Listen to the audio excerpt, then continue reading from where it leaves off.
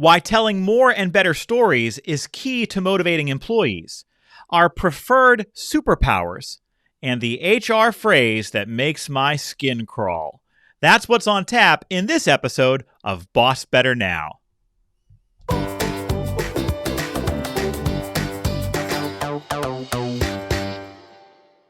You're listening to Boss Better Now.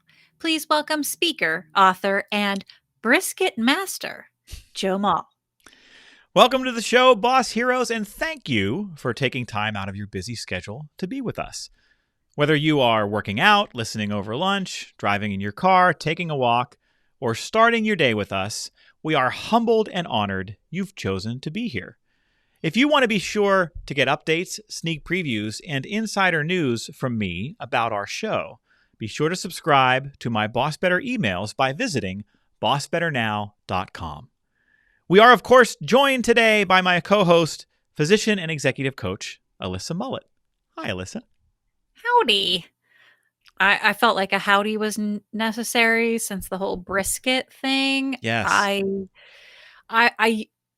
am intrigued by your self-appointed master status, as I think I make a pretty darn tootin' awesome brisket. So let me hear why you think you're the master. Well, if we ever have a future live event, we may have to have a brisket off where there's the taste testing and scoring by our boss heroes, blind taste testing and scoring, to see who is the brisket queen. Okay. Yes, queen. No, the brisket master is kind of neat. Years ago, when my wife and I moved into a new home, my neighbor on the one side was a champion barbecuist.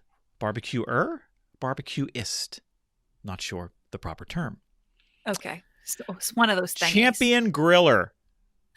He was a smoker, not in the like Marlboro way, but he had this huge rig in his driveway, one of these gigantic, like 20 feet long smokers. And he grew up in Nebraska and Oklahoma. He lived in Texas for a while. So he was really into this whole championship barbecue circuit.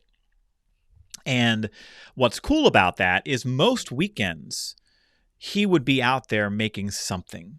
And in the spring and summer, when you've got the windows open, my Lord, the smells that came through on the wind. So as we got to know him a little bit, and I talked to him a little bit about what he was doing, I learned a little bit about how you smoke championship barbecue. And so, long story short, I ended up getting a little indirect heat smoker myself, the little smoke box that goes on side of the grill, and experimented with a couple of things. And it just turned out that I had a knack for brisket. And so my second or third brisket, I shared it with him to get him to tell me what he thought. And he was knocked out. He said that this was a competition level brisket. I had the purple smoke ring, right? I will put my brisket up against anything that anybody makes. That's why I'm a brisket master. Okay. I hear you. I don't taste you, but I feel you. We got a sous vide. And for those of you who are not familiar with what a sous vide is, it's the water bath, the consistent temperatured water bath of said yummy, delicious goodness food. And so for a brisket, we do it in the sous vide for a minimum of 36 hours. And so there are some trade-offs. You're not going to have that smoke ring like you're talking about. We do finish it in the oven, low and slow as well, just for like 2 hours in there. So it gets a nice crisp crunch on the outside as well.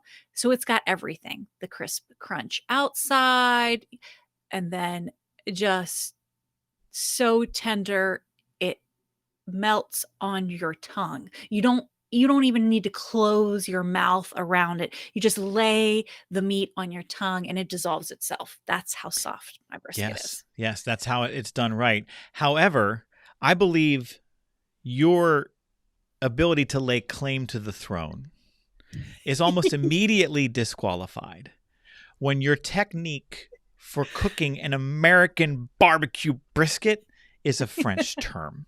I just, as soon as you said, what was it, sous vide? Sous vide. Gesundheit. Yes. I'm going to stand on my deck with an American flag draped over my shoulders and a beer in my hand. I don't even drink beer. And I'm going to make my barbecue Texas-style brisket. And you can take your French method. And I don't know how to finish that phrase. Something. And then go do something with it. Yes. That's right. And now a bald eagle just soared over top of the building here, just for effect. Oh, it's getting deep in here, folks. Real deep. Well, we are going to start today not with a brisket competition, but with a story.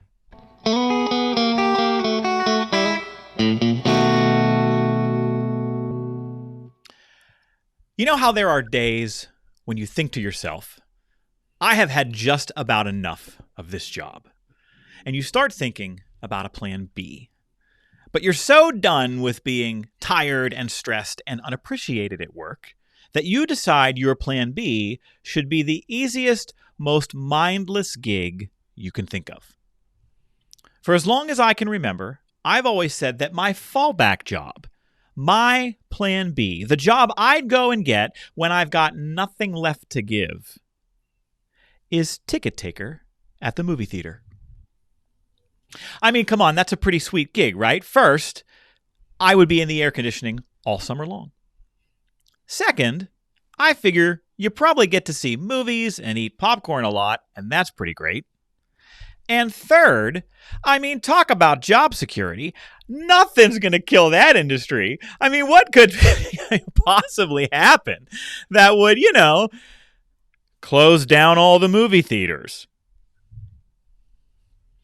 But the main reason that job appeals to me is because, as I see it, it requires no thought at all.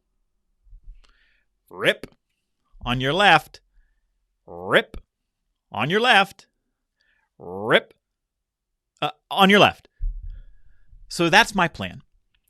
When I am done with thinking and I just want to coast with the minimum amount of thought and effort possible, I'm going to tear tickets at the movie theater. In fact, the only thing that can mess up my plan is if I get a boss who insists on maximum effort and who is committed to telling me stories about why my work matters. Because those two things together won't let me coast. Those two things together will actually make me try. You see, we know that people perform at work when they believe that their work makes a difference in the lives of others.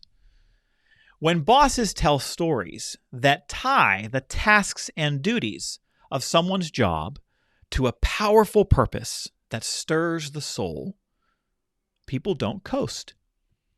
They don't just go through the motions. In fact, I would argue that storytelling can be used to tie any job, anywhere, to a powerful purpose, even the ticket taker at the movie theater. Would you like to know how? If I were running a movie theater and I hired you to be my ticket taker, I would tell you little stories again and again that point to the one big story about why your work matters so very much. Shortly after you started working for me, I'd call you into my office and I would ask you this question. Hey, who do you know that has been married for a really long time? Now, you might cite your parents or your grandparents or maybe some neighbors. And whenever you tell me who you're thinking of, I'm going to give you an interesting piece of homework. Hey, can you do me a favor?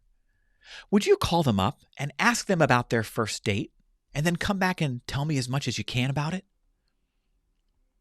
Now, when you go and ask this long married couple about their first date, you're probably going to get a really sweet story filled with detailed memories of where they went and what they wore and all the feelings.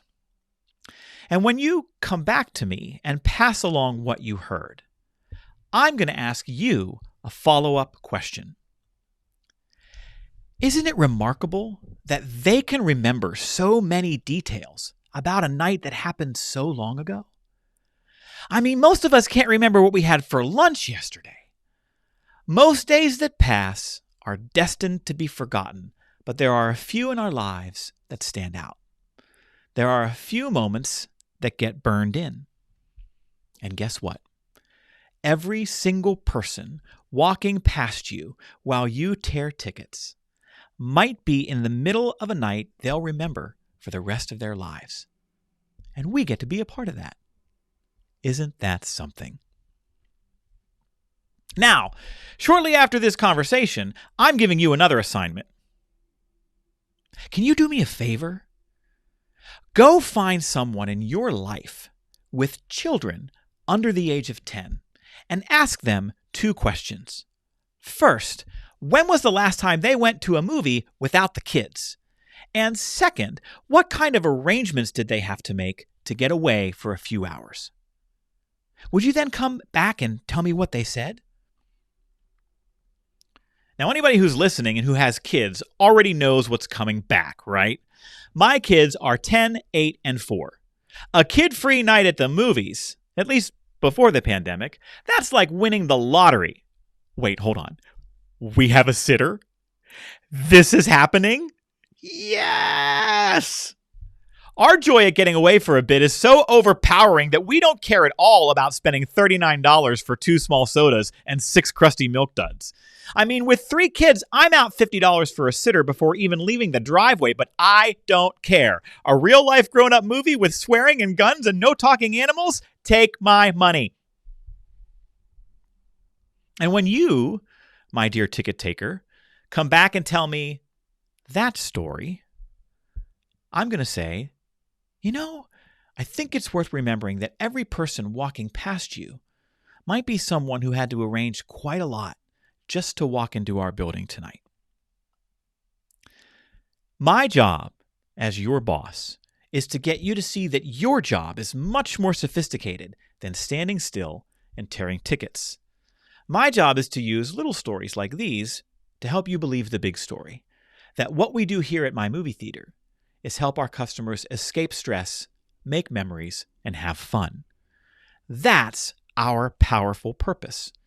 And I'm going to repeatedly try to stir your soul with little stories that prove that thesis over and over again. I'm going to point out when I see a father taking their child to their first Star Wars movie, and then I'll ask you about the first movie you remember seeing as a kid. I'm going to direct your attention to the obvious excitement of those folks who line up early in costume for the latest summer blockbuster. And I'll ask you about the movies you were most excited to see over the course of your life. I'll point out how affected and emotional our guests are after walking out of the latest Oscar-nominated tearjerker. And then I'll ask you about the most recent movie you saw that made you really feel something.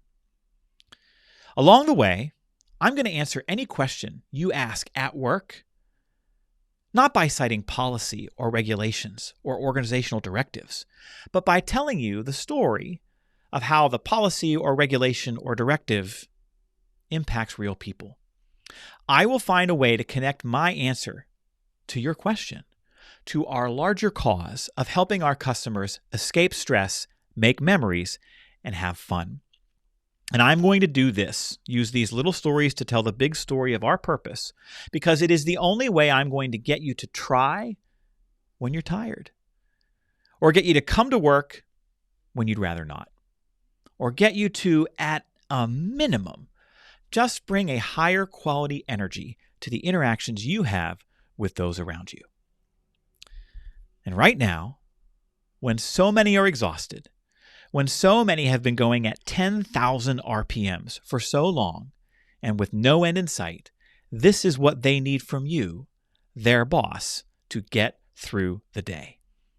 They need you to connect the dots. They need you to point out all the ways their work makes a difference in the lives of others. So point it out. Tell every story you can think of, big and small. That is how you become an inspirational boss and motivate employees. It's not because you tell a good story. It's because the story you tell is about how they truly make a difference. Now, from time to time on the podcast, I've made the decision to share things that I use from the stage.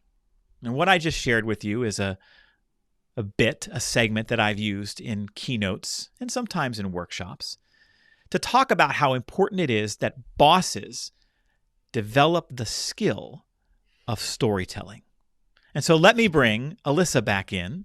And thank you, Alyssa, for letting me do all of that and take that much time with it. What did you hear, and why is storytelling such an important skill for bosses? Folks, I don't, if you're not on YouTube and you didn't just see me like sit back up in my chair because I got moved by the master at work. Stop. No, true. I mean, this is why you are so dang good at what you do. Joe is a master storyteller, and I know you were as moved by that as I was, as impacted as I was. And that can also be intimidating because we're not you, Joe, right? Mhm. But you just said it at the end. Tell the stories, both big and small, because that is the connection that we all crave, that we all truly deeply desire, to connect us to that higher purpose, to connect us to that higher cause. That's our commitment. That's where that grows. That's where I know that you care about me as an employee when you take the time to tell me that story. Storytelling is a magnificently powerful tool that bosses can use. You might not think that you have the stories to tell. Listen again to Joe's story. You have stories to tell too. Stories that can connect you and connect your team to that higher sense of purpose, that higher cause, and create that connection that everyone so badly needs. Wonderfully said, my friend. And thank you for the kind words. I am humbled by your praise. Truly. Thank you for that. And here's the good news. Nobody needs to be a master storyteller to connect the dots between even the most mundane tasks and duties of someone's job and the difference they make in the lives of others. The only thing you have to do is be intentional about pointing out those stories, because those stories are there. They live in the day-to-day experiences of the people who report to you. Ask somebody, tell me about something that happened this month at work that you're really proud of. Tell me about something you did that you really believe was helpful to somebody else. And when they tell you that story, I want you to blow it up bigger. And what I mean by that is, if a member of your team stayed late to help a customer that couldn't get through the door by closing time, and they tell you that, take a moment to go a little bit bigger and ask, boy, how do you think that person felt, knowing that they didn't have to go another day with the same problem? Imagine what their sleep was like that night. Imagine the relief they must have felt when they found out you were going to squeeze them in.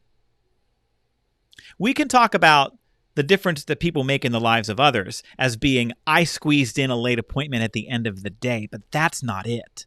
That was the action. The impact was the emotional relief that you created for another person. That's the story. You just have to shine a light on it. You don't need to know what the stories are. You just need to blow them up a little bit from time to time so that people can see the emotional payoff of their actions. All hail. I'd clap if it wouldn't be assaulting to the earballs right now. Well, we're going to Amen. keep talking Hallelujah. about this. And let me shout out a great book, a great resource for you to check out with regard to storytelling. Kendra Hall is a fellow professional speaker. She's written a fantastic book called Stories That Stick. And she is an expert in storytelling. And she has spent the past few years talking about the power of storytelling and why storytelling is such an important skill for us, whatever our jobs are, whatever our roles are, to develop. And so we will link to that book in the show notes for this episode over at bossbetternowpodcast.com if you want to check that out. And we would love to know what you think. Leave a comment under this episode on our podcast webpage, bossbetternowpodcast.com, or head over to the Boss Better Now Facebook page where you can leave comments, ask questions, suggest ideas for the show, and more. And so now we arrive at our camaraderie question of the week. Bosses build camaraderie on teams by making it easier for people to find things in common with each other. That's why every week we give you a question that you can use at meetings, in huddles, when you gather people together, to facilitate connection and build camaraderie. And so this week's camaraderie question of the week is about superpowers. Alyssa, if you could grant yourself one superpower, what would it be and why? Okay. Well, it so happens that this coincides with we're letting our son watch some superhero movies for the first time. So this is top of the mind. There's so many choices. But what comes to my mind, I don't know, maybe I'm ever the dork. I don't know. But I think, okay, well, I could think of some kind of physical strength thing or some kind of something, but I, I, I could train myself to be like a warrior goddess. It's possible. I'm not saying I'm, there yet. But you mean in terms of strength and stamina and physique and yeah, okay. Absolutely. I could try to think about some kind of mental aptitude that I stopping time or something like that. That might be kind of cool. But I feel like I might turn evil if I did something like that. I could be swayed to the dark side pretty easily with power like that. So I know myself enough to not trust myself with that, which leads me to my answer. You've put some thought into this. I have. In the circular logic that is my brain, but I would like an unwavering, unrelenting trust of self as my superpower. Faith in your own everything. Yes, trust in my own actions, thoughts, words, spirit, the whole shebang. I want unrelenting, unwavering trust in myself. No inner voice that goes, I don't know. Are you sure? No, I know it. I'm just 100% always trusting of myself. How interesting that when it came to physical strength and stamina, you identified that as something you could build up. But you did not give voice to that same belief with regard to this superpower. Not a physical strength and stamina, but the strength and stamina in your soul, of your person. Joe, I'm supposed to be the coach. What's that about? Well, I think probably because it is something that I continually have to work on. And it is something that does not come easily to me. The only thing easy about it is the erosion of it very quickly. So, But you're absolutely right. The parallels are, I can still work hard. I am working hard every day to maintain that level of trust within myself, to grow it, um, to fuel it. Um, and so it is obtainable as well. Maybe that's my superpower, is being able Ah, to then, believing that it's possible. yes, that hope and that possibility of self. Yes. Well, I know you've talked about this a little bit on some previous episodes about your inner critic, about the ways in which you are hard on yourself with that Mhm. inner voice. I know that that resonates with so many folks who listen to our podcast. I know that it takes an incredible amount of courage to sit in a box on a YouTube recording and be vulnerable and be willing to let that vulnerability be shared with the entire world as this podcast continues to gain an audience.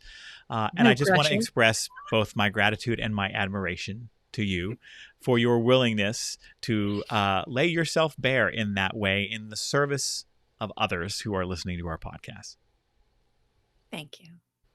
Well, okay, so now, super coach, what is your superpower other than just being an amazing storyteller and coacher of me? So this something that happened to me before is happening to me again, which is where when you lay my desired superpower up against another person's, I am small and selfish.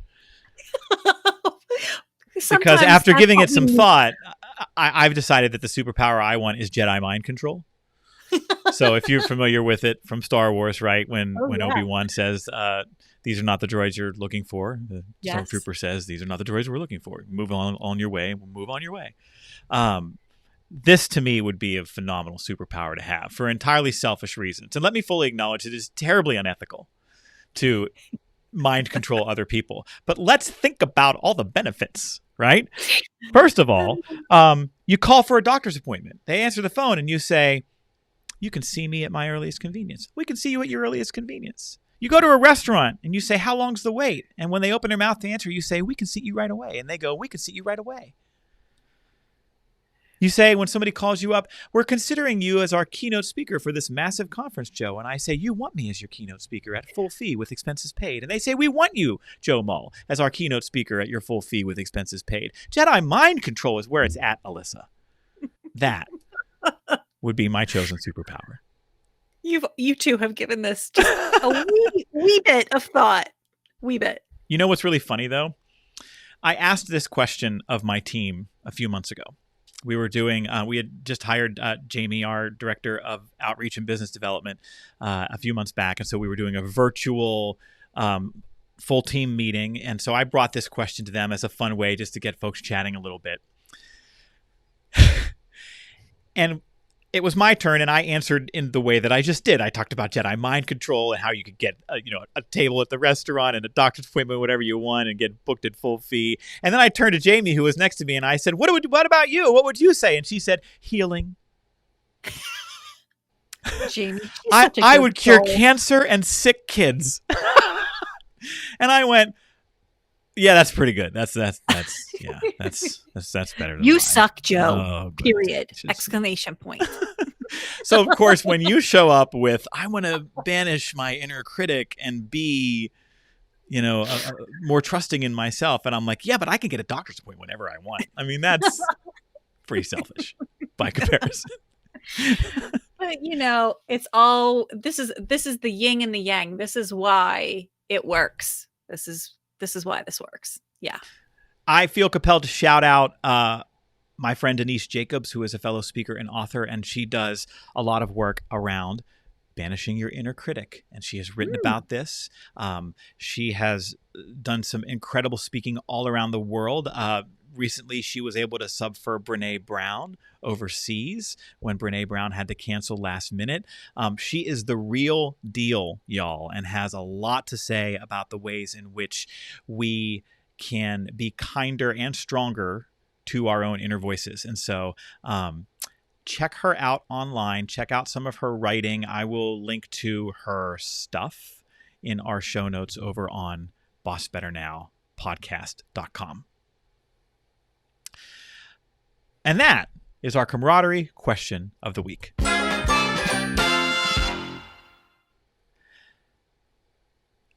For our final segment today, I have something that I want to implore leaders everywhere to stop saying.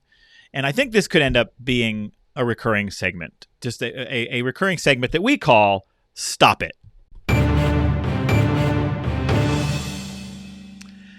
I want to implore leaders all over the world to please stop using the phrase human capital. I loathe this phrase. Every time I hear it, I have a deep revulsion to it, like biting into a rotten apple.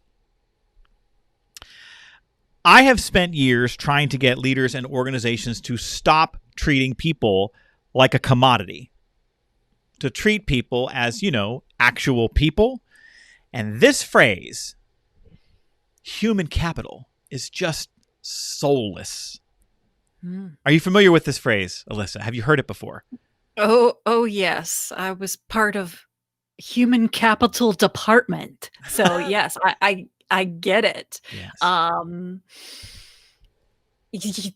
What you just said, and then tying it back to your colleague Denise Jacobs, I believe you said, who subbed for Brene.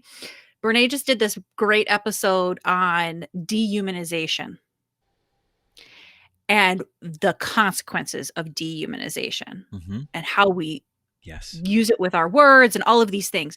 And the moment you said human capital, that's what came up to me. I'm like, oh, this is a form of dehumanization. Yes. It's like just this herd of less than a people. There's just human, right?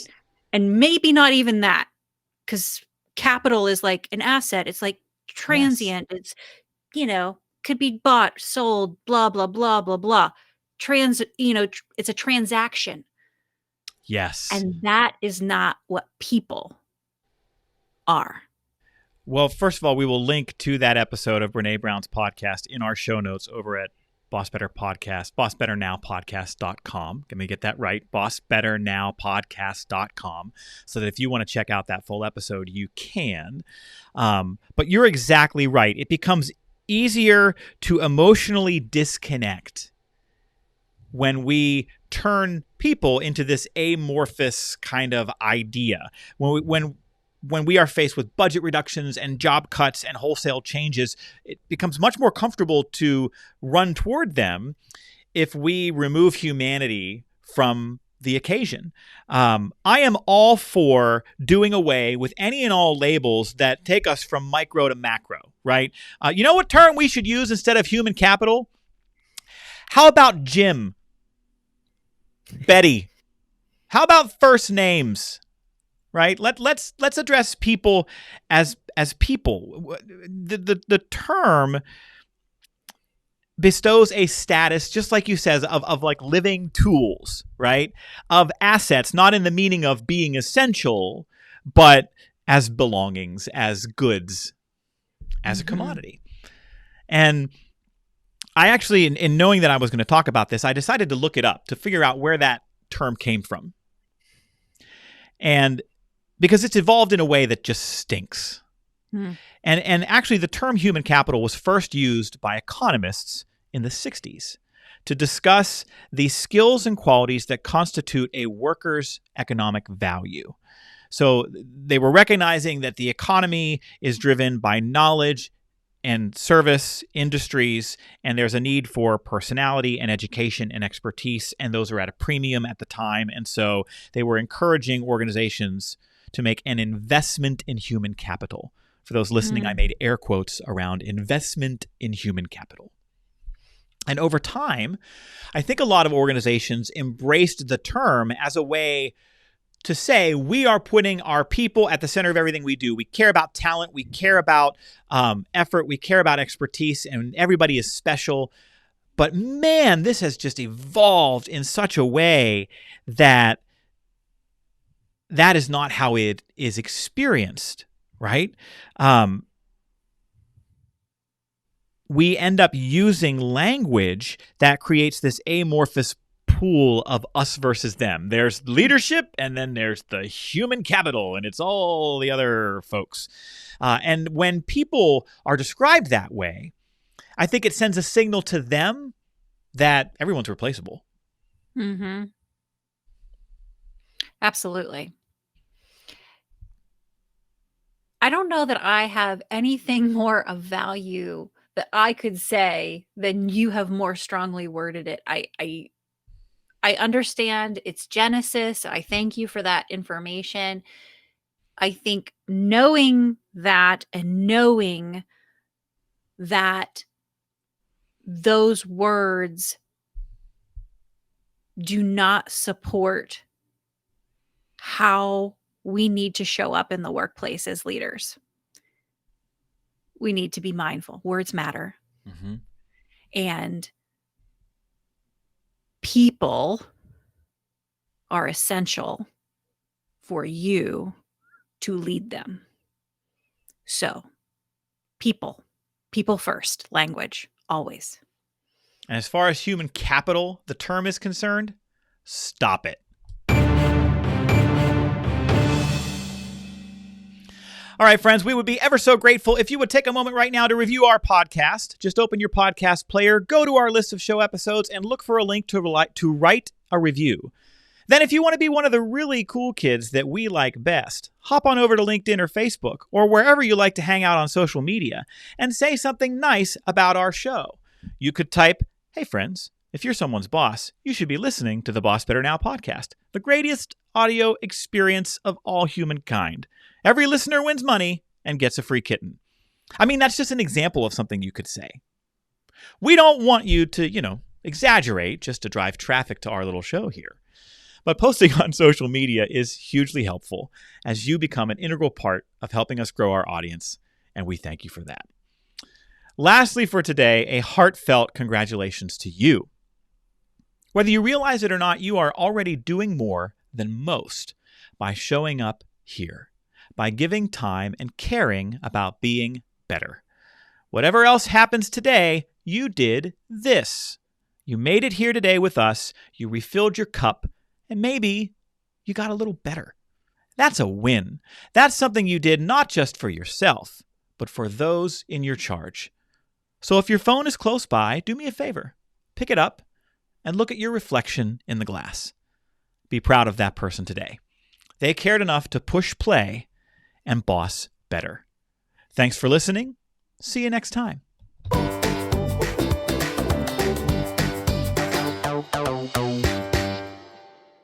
This show is sponsored by Joe Mull and Associates. Remember, commitment comes from better bosses. Visit joemull.com today. Hello, boss heroes. Are you planning a conference, meeting, or event? Why not invite our own Joe Mull to be your keynote speaker? Joe speaks and writes about commitment in the workplace in a way that is funny, powerful, and captivating. He knows that your attendees want rich content that is relevant to them and delivered in a way that is fun, compelling, and useful. Joe's keynote programs help leaders say and do new things so they can get better results. If you're planning a remote event, Joe can beam in from a fully equipped virtual broadcast studio. With multiple cameras, professional audio and lighting, and tons of interactive ways to engage participants, he will leave your audience raving about their experience. Oh, and Joe is a certified speaking professional.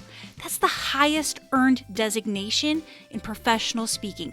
That is held by less than 20% of speakers worldwide. The CSP is only awarded to speakers with a proven track record of experience, expertise, education, outstanding client service, and ethical behavior. Whether your event is in person or virtual, your audience doesn't want another boring 60-minute lecture. They deserve to learn and be inspired by a world-class program from a professional speaker they simply cannot turn away from. That's what you get, guaranteed, from Joe Mull. For more information, visit joemull.com/speaking. To check date availability or to get a quote, email Jamie at joemull.com. That's JAMIE at joemull.com.